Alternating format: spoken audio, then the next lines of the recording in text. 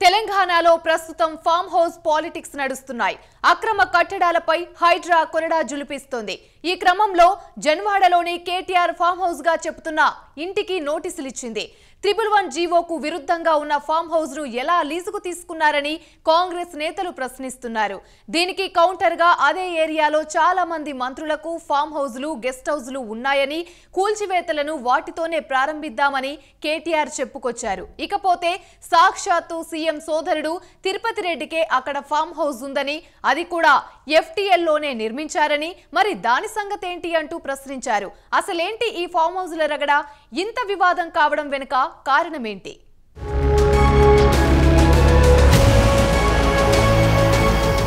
తెలంగాణ రాష్ట్రంలో అధికార కాంగ్రెస్ పార్టీ, ప్రతిపక్ష బీఆర్ఎస్ పార్టీల మధ్య రాజకీయ రచ్చ రోజుకు అంశంపై సాగుతోంది. మొన్న రుణమాఫీపై కాంగ్రెస్ బీఆర్ఎస్ నేతల మధ్య రచ్చ సాగింది. నిన్న సచివాలయం దగ్గర రాజీవ్ గాంధీ విగ్రహం, తెలంగాణ తల్లి విగ్రహాల ఏర్పాటుపై నేతల మధ్య రగడ సాగింది. ఇక లేటెస్ట్ గా కేటీఆర్ లీజుకు తీసుకున్న జన్వాడలోని విలాసవంతమైన farm house, CM Revanth Reddy brother Anumula Tirupati farm హౌస్ల చుట్టూ రాజకీయం తిరుగుతోంది. రోజుకో అంశంపై విమర్శలు, ప్రతి విమర్శలతో తెలంగాణ రాజకీయం హీట్ పుట్టిస్తోంది.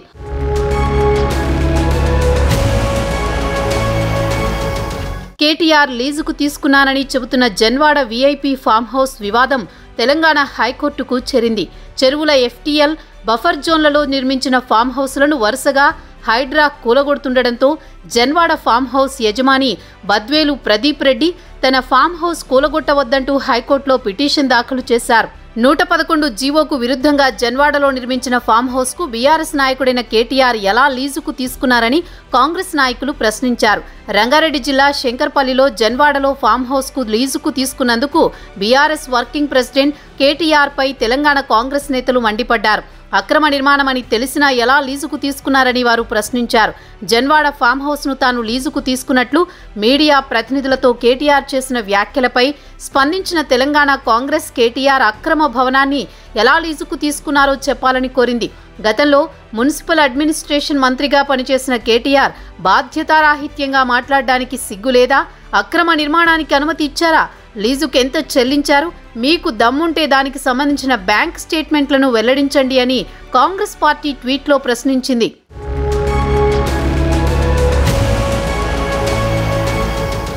మరోవైపు మిత్రుడికి ఫామ్ హౌస్ ఉంటే తాను లీజుకు తీసుకున్న మాట వాస్తవమేనని, తనకంటూ ఏ ఫామ్ హౌస్ లేదని స్పష్టంగా చెబుతున్నా అన్నారు కేటీఆర్. ఒకవేళ FTL బఫర్ జోన్లో ఫామ్ హౌస్ ఉంటే తాను లీజుకు తీసుకున్నా కాబట్టి తానే దగ్గరుండి కూలగొట్టిస్తానని కేటీఆర్ ప్రకటించారు. FTLలో ఉన్న మంత్రుల ఫామ్ హౌస్ల కూల్చివేతలతో ప్రారంభించాలని కేటీఆర్ డిమాండ్ చేశారు. చెరువు ఫుల్ ట్యాంక్ లెవెల్లోనే రెవెన్యూ మంత్రి పొంగులేటి ఫామ్ హౌస్ నిర్మించారని, ఆయన ఫామ్ హౌస్తోనే కూల్చివేతలు ప్రారంభించాలని కోరారు.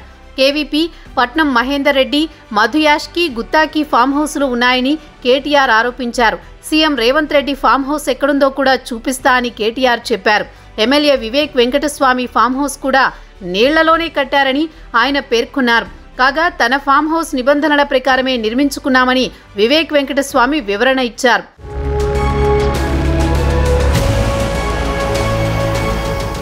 మరోవైపు సీఎం సోదరుడి ఫామ్ హౌస్ పై బీఆర్ఎస్ ఆరోపణలు చేసింది. బీఆర్ఎస్ అధికార ప్రతినిధి క్రిషాంక్ ట్వీట్ చేశారు. సీఎం రేవంత్ సోదరుడు అనుముల తిరుపతి FTLలో ఇల్లు నిర్మించారని, హైడ్రా దీంతో కూల్చివేతలు ప్రారంభించాలని క్రిషాంక్ కోరారు. మిడిల్ క్లాస్ ప్రజల ఇళ్లను మాత్రమే ఎందుకు టార్గెట్ చేస్తున్నారని మండిపడ్డారు. Real estate tycoon farm house ను ఎందుకు కూల్చలేదని క్రిషాంక్ ప్రశ్నించారు. తిరుపతి ఏ పేరిట ఉన్న ఫామ్ హౌస్? కాంగ్రెస్ బ్యానర్ ఫోటోను ట్వీట్లో పోస్ట్ చేశారు.